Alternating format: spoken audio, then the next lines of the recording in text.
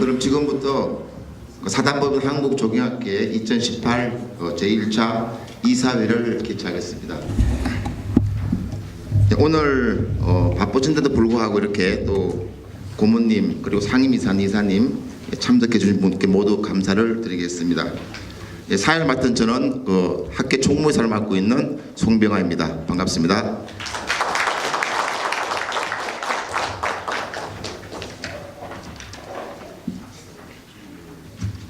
이상 간단하게 시간 관계상 사업 내용을 보고를 드렸습니다. 다음은 2019년도 결산 보고를 감사님께서 진행해 주시겠습니다. 네, 반갑습니다. 저 부산대학교의 김동필 교수입니다. 이번의 감사는 저와 노한기 대표님께서 같이 감사를 하고 있습니다. 2017년도 결산보고와 관련해서 수입 지출 부분을 말씀드리면 수입은 결산상으로 6억 6,700만 원 정도고요. 지출은 5,960만 원 정도입니다. 그래서 작년도 2월금 180만 원 정도에서 현재 2월금이 7,335만 809원으로 굉장히 많은 사업을 적극적으로 발굴하여 추진할 필요가 있었습니다. 2018년도 2월 20일 감사 김동필 노광기 이상 발표를 마치겠습니다.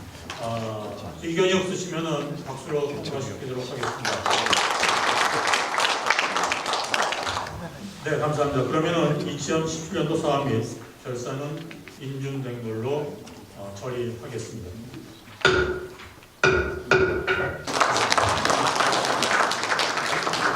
이어서 편집위원장 변경에 따른 직위조정안입니다. 조금 전에 제가 설명을 드렸습니다만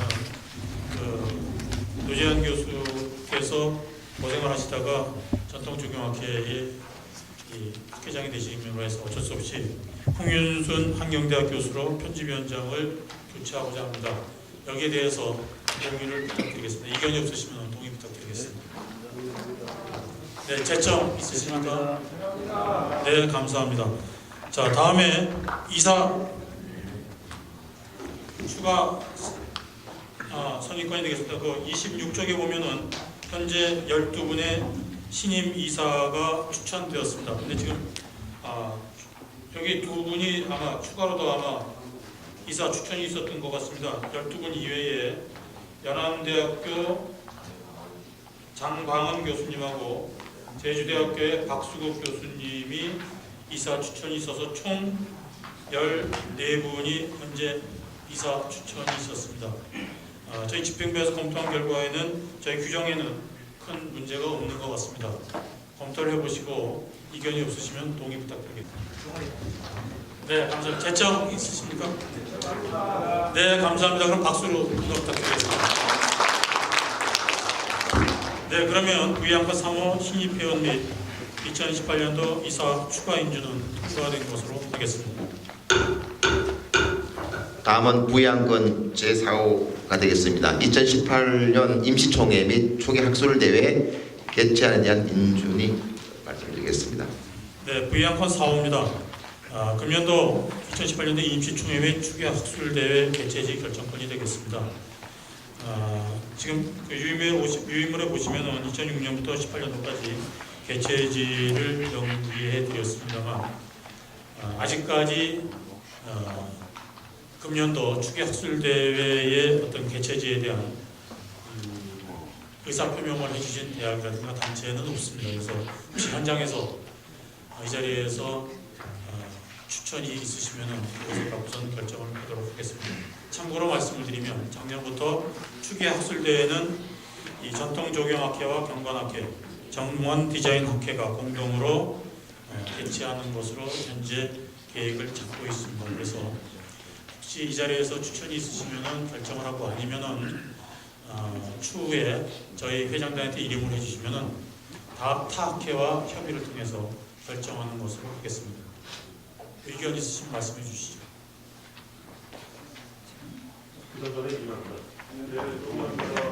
네, 제청. 네, 감사합니다. 그러면은 우리 회장단에서 위임을 받아서 추계학술대회 개최하는데 문제가 없게 만반의 준비를 다 하도록 이렇게 진행을 하도록 하겠습니다. 감사합니다. 네, 다음은 부의안건 5, 오늘의 가장 중요한 안건이 되겠습니다. 제가 선거한 지가 엊그제 같은데 벌써 2년이 지났습니다. 그래서 오늘 또 다시 중요한 그 안건이 이사회에 올라와 있습니다. 안건 5는 제24대 회장 및 수석부회장 및 감사 선거건이 되겠습니다. 이 안건의 진행은 2018년도 선거를 위해서 선거관리위원회를 구성을 했습니다. 그래서 구성해서 선거관리위원회 위원장으로 조세환 고문님을 모셨습니다. 그래서 조세환 고문님께서 나오셔서 진행을 해주시겠습니다. 부탁드립니다. 그런 관리를 하면서 굉장히 좀 흥행적인 그런 걸 기대하고 좀 경쟁 구도로 좀 갔으면 좋겠다 하는 내심을 가지고 있었습니다만 그렇게 되지 않아서 조금 아쉽긴 합니다만은 그래도 굉장히 훌륭하신 분들이 입후보 해서 크게 그 위안을 받았다고 개인적으로 생각을 합니다. 제가 제안을 한번 드리고 싶습니다. 제 제안에 대해서 여기 이사님들께서 동의를 해주시고 제청을 해주시면 초대하는 형식으로 해서 두 분의 각오를 한번 듣는 자리를 마련하도록 그렇게 하겠습니다. 일단 의견들 주시면 감사하겠습니다.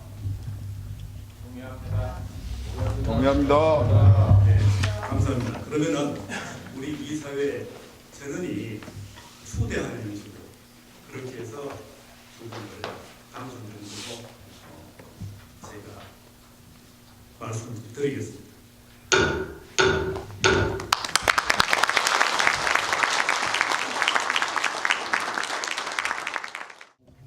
공약을 발표드릴 것이기 때문에 그 간단하게 준비한 것을 설명드리고 앞으로 저의 계획을 말씀드리는 것으로 공약 발표를 하도록 하겠습니다. 실은 어제 제가 미리 와서 한번 시뮬레이션을 해봤는데요. 제가 이 자리에 서니까 상당히 좀 안전의 문제라든지 보시는데 지장이 있을 것 같습니다. 그래서 양해해 주시면 밑으로 내려가서 그 화면을 같이 볼 수 있도록 그렇게 하겠습니다.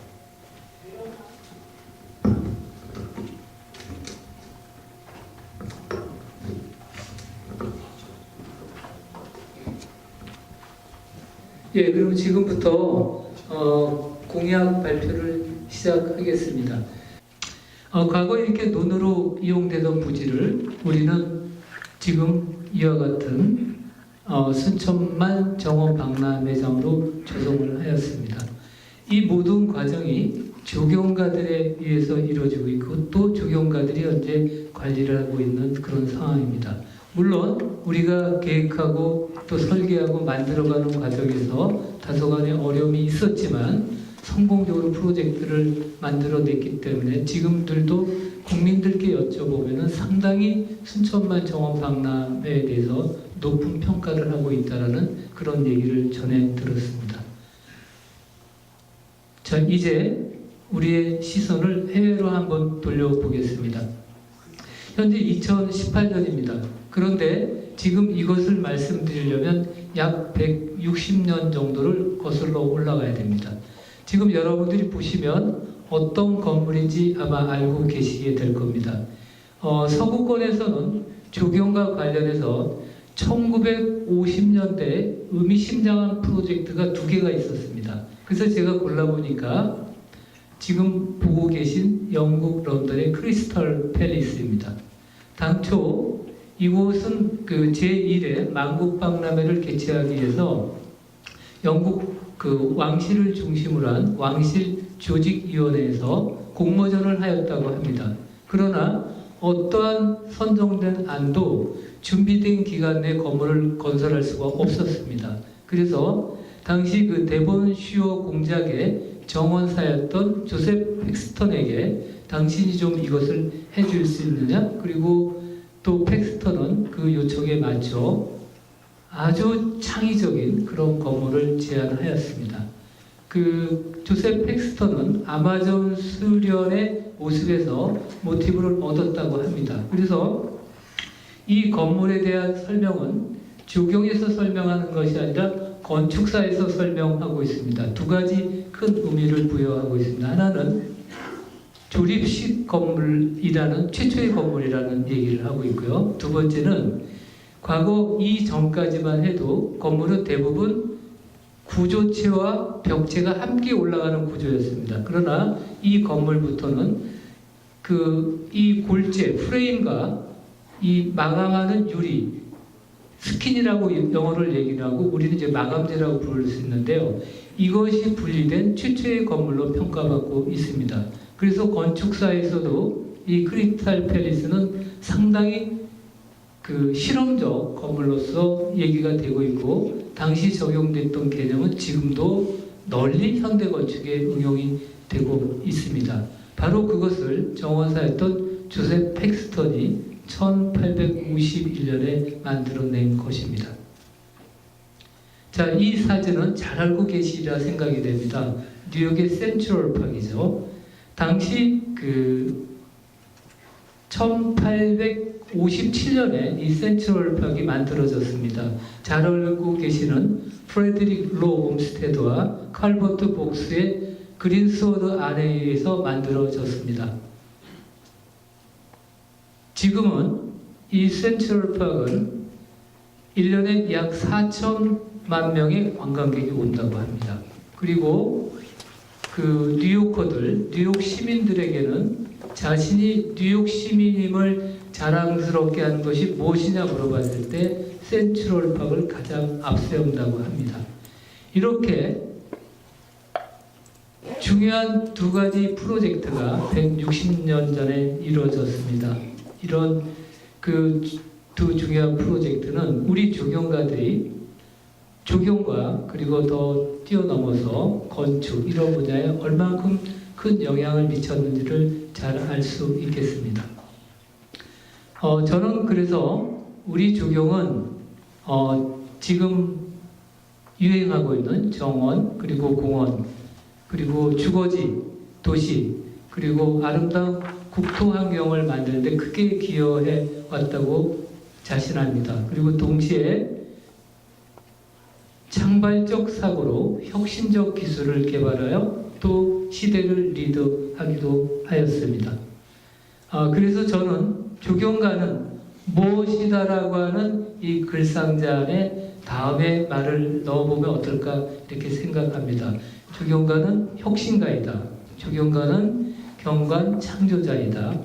또 혹자는 신의 대역자라고 말하기도 합니다. 여러분들도 이 글상자의 나름대로 어떤 좋은 말을 넣으실 수 있으리라 생각이 됩니다. 이러한 조경이 한국에 도입이 된 것은 여러분들이 잘 알고 계신 것처럼 1972년 12월에 한국조경학회가 창립되었습니다. 그리고 나서 73년에 조경학과가 설립이 되었고요. 그리고 1992년에 이프라 세계총회가 한국에서 개최됨으로써 우리 대한민국의 조경을 세계에 널리 알릴 수 있었습니다. 현재 전국의 조경학과 조경 전공입니다. 전공이 있는 대학수는 59개 정도로 됩니다. 그리고 재학생 숫자는 통계청 자료에 따르면 5,660여 명 정도로 통계청 자료에 나와 있고요. 그 다음에 조경사업체 수는 전체를 다 더해보니까 11,500개 정도 됩니다. 그리고 이 세 자료는 이제 근거가 있는 자료고요. 그 다음에 대한민국 조경 분야 종사자를 저것에 토대로 해서 보니까 약 12만 정도로 추정을 하고 있습니다. 말씀드린 것처럼 우리 조경은 괄목할 만한 성장을 하였습니다. 이 가운데 한국조경학회는 가장 중심에 서서 선도적 역할을 했다고 할 수 있겠습니다. 저도 조경가로서 큰 자부심을 함께 느낍니다. 그러나 21세기 들어서 사회는 급변하고 있습니다. 여러분들이 지금 보시는 것처럼 유전과학 영역이라든지 사회문화체계 영역, 전자정보기술 영역, 환경 영역 이러한 영역에서 새로운 개념과 새로운 패러다임과 새로운 가치들이 추구되고 있습니다. 날마다 새로운 것들이 등장을 합니다. 그래서 우리 조경 분야도 이렇게 변해가는 사회에 맞춰서 제가 빨간 걸로 이렇게 표시를 해봤습니다만 그 변화에 빨리 적응을 하고 우리 스스로도 새로운 가치나 패러다임을 창출할 수 있는 그런 역량을 갖추어야 하겠습니다. 또한 더욱 걱정스러운 것은 우리 한국조경학회를 둘러싼 시급한 현안이 많습니다. 그 중에 대표적인 6가지만 말씀드려 보겠습니다. 대학을 둘러싼 외부 환경이 급변하고 있습니다. 제가 이번에 그 준비 과정에서 많은 교수님들과 연락을 해봤습니다. 참 어렵다는 말씀을 많이 하고 계십니다. 앞서 우리 조경홍 학회장님께서 말씀하신 것처럼 학회 활동이 미흡하고 회원의 참여가 저조한 것이 사실입니다. 그리고 잘 알고 계신 것처럼 건축이나 환경 분야 그리고 산림 분야에서 조경의 영역으로 지속적으로 확장해 오고 있습니다. 그리고 2015년에 제정된 조경진흥법의 실효적 집행이 미흡한 상태입니다. 지금 많은 노력은 기울여지고 있습니다. 그리고 앞으로 우리가 조경과 관련된 법규나 기준에 있어서 개선돼야 될 것들이 상당히 많습니다. 그리고 잘 알고 계시겠지만은 정부에서 현재 중요한 현안 가지고 있는 공원 일벌제와 도시 재생에 있어서 조경 분야의 정부 정책을 제안하고 참여하는 그런 노력이 시급하다고 볼 수 있겠습니다. 이러한 현안은 저희가 지금까지 취해왔던 폐쇄적이면서 소극적인 태도로는 상당히 어려울 것 같습니다. 하나하나 해결하기가 쉽지 않습니다. 그래서 저는 이제 우리는 좀 더 소통하고 우리를 스스로 혁신해서 이러한 현안 과제를 해결하고 또 정부와 긴밀히 협력하여 참여할 수 있도록 학문적 활동을 열심히 해야 되겠습니다. 그리고 조경에 있어서 앞으로 10년, 20년을 내다보는 새로운 플랫폼을 만들어야 할 때라고 생각을 합니다. 그래서 저는 이에 맞춰서 4가지 정책 방향을 말씀드리고자 합니다. 학술 연구와 교육 지원을 강화하겠습니다. 산관학 협력 체제를 구축하겠습니다. 선언적으로 느끼실지 모르지만 긴밀한 협력 체계를 만들어 보도록 하겠습니다. 제도 개선 및 정책 기능을 강화하도록 하겠습니다. 다음, 소통하는 학회가 되도록 하겠습니다. 많이 만나고 많이 듣고 우리 학회 내부적인 소통뿐만이 아니라 대국민 그리고 관련 기관 그리고 관련 분야의 소통도 최대한 하도록 하겠습니다. 이런 정책 방향에 맞춰 10가지 정책을 제안드리고자 합니다. 총회의 학술 발표 대회를 학문교류회장으로 활성화하도록 하겠습니다. 오늘 우리 총회 자리입니다. 좀 더 재미있고 또 흥미롭고 우리 회원들이 오고 싶어하는 그런 총회가 될 수 있도록 하겠습니다. 2번째, 신진학자 및 젊은 조경가의 등용 및 참여 확대를 꾀하도록 하겠습니다. 신진학자들이 절실히 필요합니다. 그래서 그 신진학자 그리고 젊은 조경가들을 많이 발굴하도록 하겠습니다. 3번째, 침체된 연구의 조직 개편 및 지원을 강화하겠습니다. 방금 우리가 이사에도 말씀이 나왔습니다만 현재와 같은 방법으로는 연구의 활동이 개선되기가 쉽지 않습니다. 그래서 정말로 연구의 활동이 활성화될 수 있도록 근본적으로 다시 생각을 해보도록 하겠습니다. 다음 4번째입니다. R&D를 통해서 조경학과 조경산업기술의 발전을 도모하도록 하겠습니다. 저 역시 이 부분에 대해서 최근에 많은 큰 연구를 진행하고 있습니다. 그래서 그것이 단순히 개인의 연구로 끝나는 것이 아니라 조경학과 우리 조경산업에 도움이 되도록 그렇게 하겠습니다. 다섯 번째, 2022년 이플라 대회를 성공적으로 개최하기 위해서 앞으로 4년이 남았지만 지금부터 천천히 그리고 빈틈없이 준비를 해서 성공적으로 개최될 수 있도록 준비하겠습니다. 여섯 번째, 중앙정부와 지방정부 상호 협력적인 네트워크를 구축하겠습니다. 여기에는 우리 조경 분야의 공공부문도 포함이 되겠습니다. 물론 저희가 네트워크를 구축하는 것이 우리만의 어떤 노력으로 되지는 않습니다. 그러나 이런 관계를, 긴밀한 관계를 형성할 수 있도록 노력하겠습니다. 일곱 번째, 도시재생 및 공원 일몰제 등 정부 현안에 대하여 정책 제안을 강화하도록 하겠습니다. 여기에는 우리의 학문적 연구 역량과 그리고 환경 개선이 동반돼야 될 것으로 판단합니다.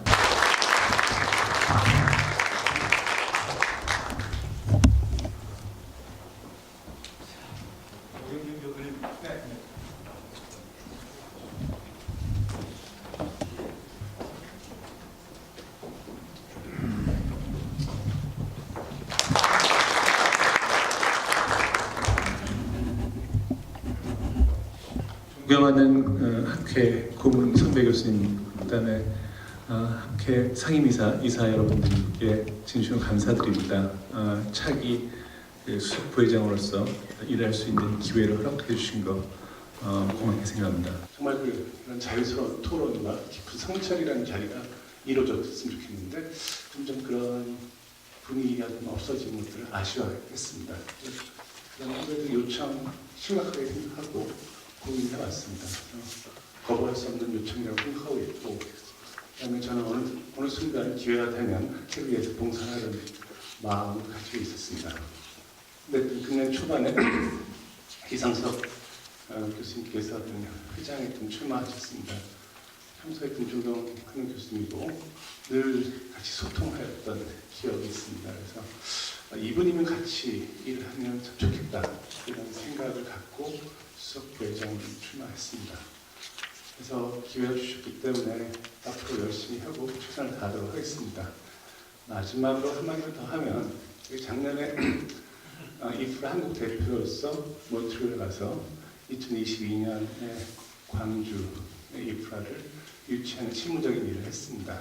그러면서 그때 외국 조경가들한테 한 얘기는 광주가 어떤 장소라는 얘기를 했을 뿐만 아니라 2022년이면 한국조경학회가 설립된 4반세기가 되는 때입니다. 그다음에 경주와 서울에 92년에 있는 이후에 30년 만에 저희가 이프라를 유치하는 것들입니다.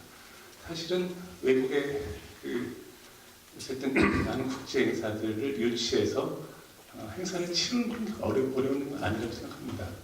그동안 많이 그런 일을 해왔고 우리의 컨텐츠가 많이 발전됐기 때문에 사람들을 불러 모으고 행사를 치르는 것들은 차근차근 준비해서 잘 할 수 있을 거라는 자신감을 갖고 있습니다.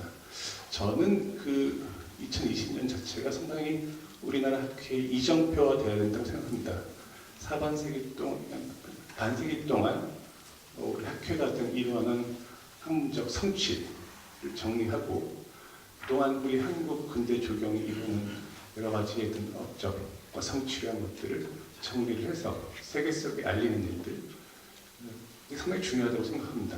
그런 것들을 좀 지금부터 준비해야 된다는 생각을 하고 있고 그런 일들을 좀 학회장님 아까 여러 공약을 말씀해 주셨고 제가 나름대로 학회장을 도움드리면서 할 수 있는 일이 있다고 생각합니다.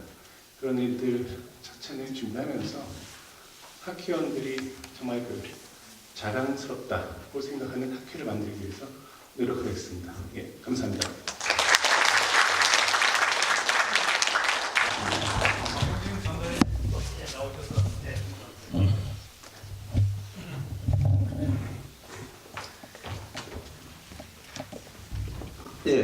감사로 선출해 주셔서 감사합니다. 기대에 부응해서 열심히 감사직에 열심히 임하도록 하겠습니다. 감사합니다.